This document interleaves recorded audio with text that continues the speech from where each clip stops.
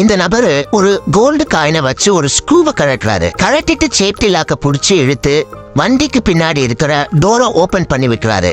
இது எதையுமே அந்த வண்டியை ஓட்டிட்டு இருக்கிற டிரைவர் பார்க்கவே இல்ல. அதனால இவர் அந்த வண்டியை ஓங்கி எட்டி உதைக்கிறாரு. இவர் எட்டி உதைச்ச போர்ஸ்ல இவங்க உட்கார்ந்துட்டு இருந்த கரேஜோட அப்படியே வெளியில வந்து விழுந்துடுறாங்க.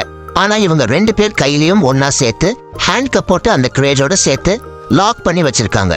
அதனால இவங்களுக்கு வேற வழி இல்லாம அந்த சூடான பாலைவனத்துல அந்த கரேஜை இழுத்துக்கிட்டே நடந்து போறாங்க. அப்ப வேற இவங்க திடீர்னு ஒரு உயரமான இடத்துல இருந்து ஸ்லிப் ஆகி அந்த கரேஜோட அப்படியே சறுக்கிக்கிட்டே கவுந்து விழுந்துடுறாங்க. அப்ப இவங்க கொஞ்ச தூரத்துல ஒரு பழைய ஏரோப்ளேன் கிராஷ் ஆகி கிடக்கிறத பார்த்துட்டு அந்த இடத்துக்கு போய் அங்க கொட்டி கிடக்கிற ஏரோப்ளேனோட பார்ட்ஸ் எல்லாம் வச்சு எப்படியோ அவங்க கையில இருக்கிற லாக்க ஓபன் பண்ணிடுறாங்க. அதுக்கப்புறம் இவங்க காத்து அடிக்கிற திசையிலேயே அந்த பிளேனோட ஒரு ரெக்கையை மட்டும் தூக்கி புடிச்சுக்கிட்டு காத்தோட திசையிலேயே அப்படியே போக ஆரம்பிக்கிறாங்க. இப்ப இவங்களுக்கு ரொம்பவே சந்தோஷமா இருக்கு. பாலைவனத்துல டிராவல் பண்றதுக்கு இந்த பிளேட் இவங்களுக்கு ரொம்பவே உதவியா இருக்கு. அதுக்கப்புறம் இவங்க அந்த பிளேட்லயே போய் அங்க இருந்து ஒரு வீட்டை மோதிட்டாங்க. அந்த வீட்டை மோதினதுக்கு பதிலா அந்த வீட்டோட ஓனருக்கு அந்த கோல்டு காயினை கொடுத்துட்டு அவர் வச்சிருந்த காரை எடுத்துக்கிட்டு கிளம்பிறாங்க.